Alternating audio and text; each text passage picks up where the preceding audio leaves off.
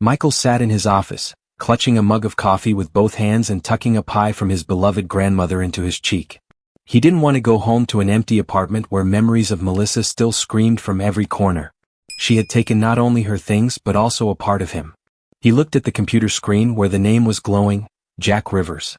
Michael had long ago found out that Jack was not only his ex-wife's former classmate, but also her lover. The man scrolled through photos on social networks, where Jack and his wife Sophie looked like the perfect couple. How easy it is for people to pretend, he thought, frowning. Michael didn't know what exactly was driving him at that moment, anger, resentment, or something darker, but he was determined that Jack would pay for everything. Just yesterday he accidentally saw Sophie at the entrance to the office building where they worked. Her smile seemed sincere and warm to him, and in that moment he knew she would be the key to his revenge. The next day, Michael deliberately lingered in the lobby of the building, under the pretext of an urgent call. He knew that Sophie would be passing by. And then she appeared, short, with an easy gait and long brown hair that flowed over her shoulders. She smiled at the guard, adjusting her scarf. "Good morning," Michael said, interrupting her steps. Sophie looked up, slightly confused. "Good morning," she replied, looking at him carefully. "I'm Michael Wilson," he introduced himself, holding out his hand. "We often cross paths in this building, but I just realized that I never introduced myself." "Sophie Rivers," she replied, shaking his hand. Her fingers were warm despite the winter weather. "Pleased to meet you, Michael. I work on the 17th floor," he added, trying to sound casual. "And you?" "The 15th, Sophie replied. "Our department handles customer support." "I hope I haven't distracted you." "Not at all," she smiled, slightly embarrassed. Michael decided not to press and added, "Then I won't keep you. But if you ever need help with finances, just ask." He waved his hand and went to the elevator, leaving her slightly surprised. In the evening he looked at her social media profile again. A few posts, a couple of photos with Jack, but nothing that could give away their family problems. However, a couple of days later at a general company lunch, Michael noticed that Sophie was sitting alone, thoughtfully looking out the window. He took advantage of the moment. "Can I join you?" he asked, holding out a tray of food. Sophie looked up, and a shadow of gratitude flickered across her face. "Sure. Something wrong?" he asked carefully, sitting down opposite her. "No, just tired," she answered with a slight shrug. Michael knew better than to intrude on her personal space, but he decided to give her a chance to talk. "You know, sometimes just talking to someone helps," he said, trying to sound as friendly as possible. Sophie thought for a moment and then quietly exhaled. "To be honest, sometimes I feel like I'm living with a complete stranger." Michael pretended to be surprised, although inside he felt his heart speed up. "You mean, my husband?" "Yes," she answered, looking down. "We've been together for 7 years, but over the past year, he seemed to have become distant." She said it quietly, almost a whisper, and Michael felt an invisible connection growing between them. "It's complicated," he said, leaning in a little closer. "But you don't seem like the type to give up without a fight." Sophie smiled. "Thank you, Michael. That's probably the kindest thing I've heard in a long time." A few weeks passed. Michael continued to meet Sophie for lunch, listening to her worries. She trusted him more and more, unaware of his intentions. One day when they were walking in the park during their lunch break, Sophie suddenly stopped. "You know, Michael, I thought Jack and I had the perfect marriage. And now I'm afraid he's cheating on me." Her words sounded like a bolt from the blue. "Why do you think so?" Michael asked, holding back his excitement. "He comes home late, he always has some excuse." Her voice trembled. "And yesterday I found a strange message on his phone." Michael noticed how her eyes were shining with tears. He wanted to hug her, but instead he just took her hand. "Sophie, you deserve the truth. If he really is betraying you, you should know it." She nodded, wiping away her tears. "Thank you, Michael. You are the only one I can talk to about this." At that moment, Michael felt that his plan was starting to crumble. He really began to care about her. But the desire for revenge was still gnawing at him from the inside. "I have to find out the truth about Jack and give Sophie a chance to be happy," he thought. Michael was sitting in his apartment, looking at the laptop screen, where the results of his recent search were glowing. Jack Rivers, his old enemy, had become his target. But now, after weeks of dealing with Sophie, things were more complicated. His plan for revenge didn't seem so simple anymore. He saw how much pain she was in, and he felt a growing desire to protect her, not use her. The doorbell rang, distracting him from his thoughts. "Michael," Sophie smiled, standing in the doorway with 2 cups of coffee in her hands. "Sophie?" How did you know where I live? Oh, I just asked at the office. I hope you don't mind, she smiled apologetically and picked up the coffee. I thought you might be working late, so I decided to bring you some coffee. Michael froze for a moment, then stepped aside, letting her in. Sure, come in. It's unexpected but nice. She put the coffee down on the table and looked around. The apartment was neat, if a little minimalist. I wouldn't expect to see that in a man, she said with a slight smile. Usually everything is covered in old boxes or dumbbells. I'm a bit of a tidy freak, he admitted, sitting down across from her. So get used to it. Sophie laughed, but her smile quickly faded. Michael, I wanted to talk. He was wary of the seriousness in her tone. Of course. What happened? She looked down at her cup, nervously fiddling with her fingers. I tried to talk to Jack last night. I asked him point blank if he was cheating on me. Michael felt his insides tighten. And what did he say? He laughed, Sophie said, her voice shaking. He said I was going crazy, that I had too much free time. And then he left, slamming the door. Michael looked at her for a long moment, wondering if he should tell her what he knew. Sophie, he began carefully, maybe you should find evidence? She nodded. I've thought about it, but I'm scared. What if I find something I don't want to know? It's better to know the truth than to live in doubt, he answered. Her eyes sparkled and she looked at him with gratitude. You're probably right. The next day during lunch, Michael and Sophie met again. This time she was more decisive. Michael, do you know anyone who can help with this? She asked unexpectedly for him. With what exactly? I want to know where he goes, what he does. If he really is cheating, I need to know. Michael thought about it. This was a chance. He could use the situation to frame Jack, or conversely help Sophie uncover the truth. I have a friend who could help, he said finally. But it will cost money. Money is not a problem, she answered firmly. I need to know. A few days later, Michael brought Sophie to meet his friend, Private Detective Tom Hills. A tall man with gray temples and a sharp gaze greeted them in a small office. Michael, it's been a while, Tom said, shaking his hand. Tom, this is Sophie, Michael introduced. She needs your help. Tom nodded, inviting her to sit down. Tell me everything, he said. Sophie began to tell how her husband had become distant, how his excuses were becoming increasingly unconvincing. She mentioned his late arrivals and suspicious phone calls. I can start tomorrow, Tom said, writing down her words. I just need a time and place where he usually hangs out. He often says he works late, but I'm sure that's a lie, Sophie answered. Michael was silent, watching her. He could see how hard this decision was for her. A week passed. Sophie looked exhausted. Michael tried to distract her by inviting her for a walk in the park. Tom sent me a report, she said, stopping at the fountain. What was it? He followed Jack for 3 days. And you know what? Her voice shook. He's dating a woman. Michael tensed. Do you know who she is? Not yet. Tom said we needed more time to find out more. She clenched her hands into fists, looking out at the water. I don't know how I'm going to handle this, Michael. He put his hand on her shoulder. You will, Sophie. And I'll be here for you. She turned to him, her eyes full of tears. Thank you, Michael. I don't know what I'd do without you. A few days later, Tom came to them with new information. Her name is Melissa Wilson, he said, looking straight at Michael. Sophie frowned. Why does that name sound familiar? Michael closed his eyes, knowing it was time to tell the truth. Because she's my ex-wife, he admitted. Sophie froze. Your wife? Yes, Michael said, looking at her. She's the reason I knew Jack. She cheated on me with him. Sophie looked stunned. Why didn't you say anything? I didn't know how, he answered honestly. I wanted you to know the truth yourself without my influence. She stood up, taking a few steps back. It's too much. Michael stood up, unsure how to calm her down. Sophie, I didn't want it to look like manipulation. She turned around, her eyes full of pain. Then what is it, Michael? Were you using me to get revenge? At first, yes, he said, looking down. But then everything changed. How? I fell in love with you, Sophie. She froze as if she couldn't believe what she had heard. Sophie stood at the window of her apartment, looking out at the wet asphalt outside. 2 days had passed since Michael's revelations, but her thoughts were still in chaos.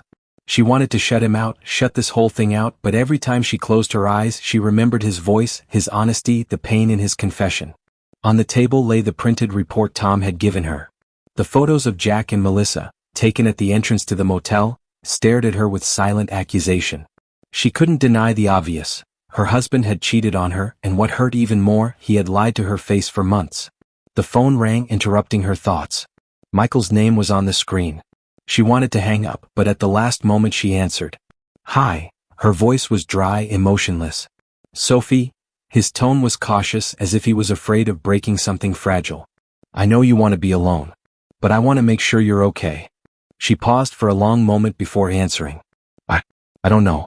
It's all too complicated." "I understand," Michael said quietly. "If you want, we can meet. You decide what to say and I'll just listen." Her heart told her that it would be a good idea. But her mind protested. "Okay," she agreed unexpectedly. "Tomorrow in the park, near the fountain at 3 o'clock. "I'll be there," Michael said with relief. The next day, Sophie walked toward the fountain, feeling the wind ruffling her hair. She noticed Michael from afar. He was leaning against the railing, looking like a man lost in thought. "Hi," she said, coming closer. He turned around, a small smile appearing on his face. "I'm glad you came." "Me too," she said quietly, sitting down on the bench. Michael sat down next to her, leaving a little space between them. "You know," she began, looking at the water, "I don't know how I'm going to live now." "I want to help you, Sophie," he said, his voice soft. "But I know it's hard for you to trust me." She turned to him, her eyes full of pain. "You're right. It's hard. But I can't deny that you're the only one who supported me all this time. I don't expect you to forgive me for using you in the beginning," he admitted honestly. "But I'm not here for revenge now." She sighed, trying to process his words. "Then for what?" "For you," Michael answered, looking straight into her eyes. Sophie lowered her head, hiding her tears. "I don't know what to do next," she whispered. Michael reached out to touch her fingers but then stopped. "Start with yourself. You deserve to know the truth. Then decide how you want to live your life." She nodded, and they sat in silence for a long time, listening to the sound of the water in the fountain. Sophie returned home later that evening and decided not to put off talking to Jack any longer. When he entered the apartment, her heart sank with tension. "Jack," she began, standing by the door. "What?" He glanced at her as he took off his coat. "We need to talk." "Not now, Sophie, I'm tired." "Right now," her voice grew firmer. "Tell me the truth, are you cheating on me?" Jack froze, his face changing for a moment. "Are you serious?" he smirked sarcastically. "Very much. And I know you're lying." Her hands shook, but she looked straight at him. "What kind of nonsense are you imagining?" Jack was starting to get annoyed, but his voice was unsure. Sophie handed him the report. "Nonsense?"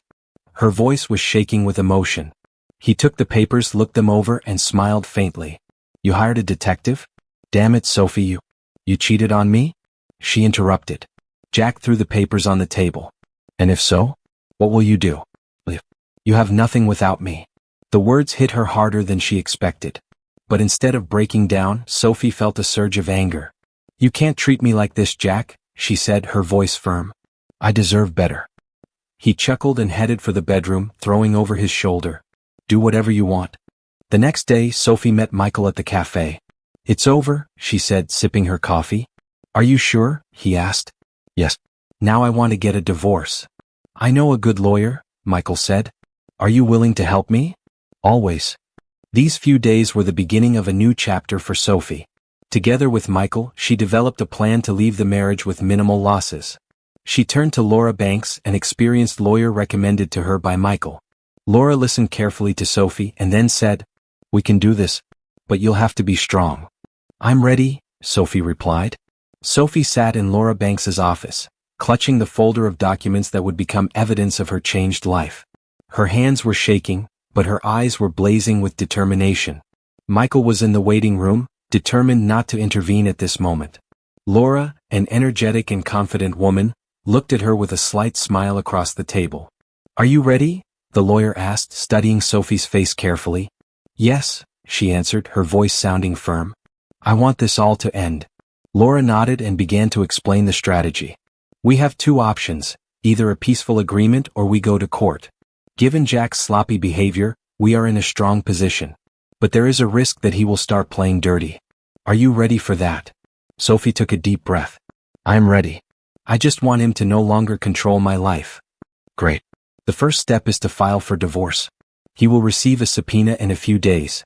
If he decides to resist, we have enough evidence to win the case. But be prepared for his aggression. Sophie nodded. Her gaze was focused, and for the first time in a long time, she felt like she was taking control of her life. A few days later, Jack received the documents. His reaction was violent. He called Sophie before she returned from work. "What kind of nonsense is this?" he shouted into the phone. "You filed for divorce? You can't do that without my permission." Sophie held the phone at a distance so that his voice would not deafen her. "I have every right to do this, Jack. You broke our vows and now I want to start a new life." "You're crazy." His voice trembled with rage. "You will achieve nothing. You have no evidence." Sophie smirked coldly. "I have everything I need," she said and hung up. That evening, Michael met her at the entrance to the house. She looked tired, but there was still determination in her eyes. "Are you okay?" he asked, leading her to the car to take her to a cafe. "Better than I expected," she answered, getting into the front seat. "Although his screams are still ringing in my ears." "You can handle this," he said, putting his hand on the wheel. "This is just the beginning." Sophie looked at him and gratitude flashed in her eyes. "You know, Michael, if it weren't for you, I probably would have stayed in this nightmare." He smiled, but his gaze became serious. "You made this choice yourself, Sophie. I'm just standing here." The next day, Laura invited Sophie and Michael to her office to discuss the plan. The lawyer suggested using the photos and correspondence as leverage in negotiations. "That's a serious trump card," Laura said, laying out the photos on the table. "But before we use them, I want to try to negotiate. Jack may try to pressure you, but he knows it will cost him more in court." "What do you suggest?" Sophie asked. "We'll offer him a deal. You give up some of the property, but he'll keep the debts. It's a fair compromise if he doesn't want to go to court." Michael leaned forward, studying the photographs. "And if he refuses?" he asked. "Then we go all the way," Laura answered firmly. "And we win." Meanwhile, Jack wasted no time. He tried to contact Melissa to discuss how to prevent the disaster. They met in a cafe on the outskirts of town, hiding from prying eyes. "Do you realize that this is all because of your ex?" Jack said, looking at her with irritation. "That Michael set this all up." Melissa snorted, taking a sip of coffee. "It's your own fault, Jack. You shouldn't have been so careless." "You're not helping me," he hissed. "If Sophie goes to court, she'll destroy me." "What do you want from me?" Melissa asked coldly. "I've already lost everything after the divorce. Don't think I'm going to sacrifice for you." Jack grimaced, realizing that he was alone. A week later, they met to discuss the settlement. Sophie, Michael, and Laura sat at the same table across from Jack and his lawyer. The atmosphere was tense. "My client is willing to consider the offer," Jack's lawyer began, but Laura interrupted him. "No," she said. "We dictate the terms here. You have two options, either sign the agreement now or prepare for trial." "That's blackmail." Jack jumped up. "That's justice," Sophie said, speaking for the first time. "You ruined our marriage. Now pay up." Jack glared at her, but Laura handed him a pen. "You have 5 minutes," she said coldly, "or we leave." After a tense silence, Jack signed the papers. That evening, Michael and Sophie met at a restaurant to celebrate her victory. She looked at him with a warm smile. "Thank you, Michael. I couldn't have done it without you." "You deserve it, Sophie. You have your freedom now. And you know," she added, leaning closer, "I think I'm ready to start something new." He smiled, his eyes shining with joy. "Then let's start with this dinner." New Year's Eve had fallen on the city like a sparkling snow, muffling the sounds of the streets. Sophie and Michael were sitting in the living room of his apartment, packing the last of her boxes for the move. Her divorce had been finalized only a couple of weeks ago, but a sense of freedom was already beginning to blossom inside her. Now, with Michael by her side, her life seemed not only stable but also hopeful. "Are you sure you want to go to this party?" Michael asked, closing the box of her books. "Everyone will be there, from colleagues to people you'd rather not see." Sophie chuckled, tucking a strand of hair behind her ear. "That's exactly why I want to go. I won't hide anymore. Let them see that I'm doing well." "You're stronger than you think," he said, looking at her with a small smile. She looked up and, as if reading his thoughts, replied, "And you, Michael, help me remember what I can be." The evening at the hotel brought together the city's entire social circle: successful businessmen, lawyers, judges, and their companions. The hall was decorated in silver and gold tones, creating an atmosphere of chic and elegance. Michael and Sophie entered the hall hand in hand, immediately attracting attention. Her red dress emphasized her slender figure, and the high slit allowed her to see her slender legs, causing envy in women and admiration in men. Michael was in a perfectly fitting black suit, which made him even more impressive. "Are you sure you can withstand all the looks?" he whispered in her ear. Sophie squeezed his hand lightly. "I can withstand everything. With you." The evening went on as usual, and the attention to the couple only increased. They approached the table of Laura Banks and her husband, Judge Hawk, where they were greeted with warm smiles. "Sophie, Michael," Laura exclaimed, rising to hug Sophie. "You both look amazing." "Thank you, Laura. And thank you for everything you've done for me," Sophie said sincerely. "It was my job, but it was a pleasure working with you." "You deserve to be happy," the lawyer replied. Judge Hawk, shaking Michael's hand, added, "Now it's your turn to take care of her, young man." Michael bowed slightly, smiling. "I'll do my best." Meanwhile, at one of the far tables, Jack sat with Melissa. Their faces were tense, their conversations were short. Jack was clearly annoyed, and Melissa nervously fidgeted with her napkin. They noticed Sophie and Michael almost immediately, and this caused a storm of emotions. "Is this a joke?" Jack squeezed out, watching their happy smiles. He was a part of all this." Melissa snorted. "Maybe you should take a look at yourself. You got me into this mess. If it weren't for your carelessness, everything would be different." "So what? Now she's happy and I'm left with debt and no future," Jack muttered, clutching his glass. "Stop complaining," Melissa snapped. "If you don't want them to see you destroy yourself, get a grip." But he couldn't help himself. As Michael and Sophie stood at the bar ordering drinks, Jack approached them. His face was red, his steps unsteady. "You," he blurted out, pointing at Michael. "You think you won, huh? You think it's all yours now?" Sophie tensed, but Michael remained calm. "Jack, you better get back to your table," he said, his voice cold. "No, I want to know how you managed to pull this off. This was all your game, wasn't it?"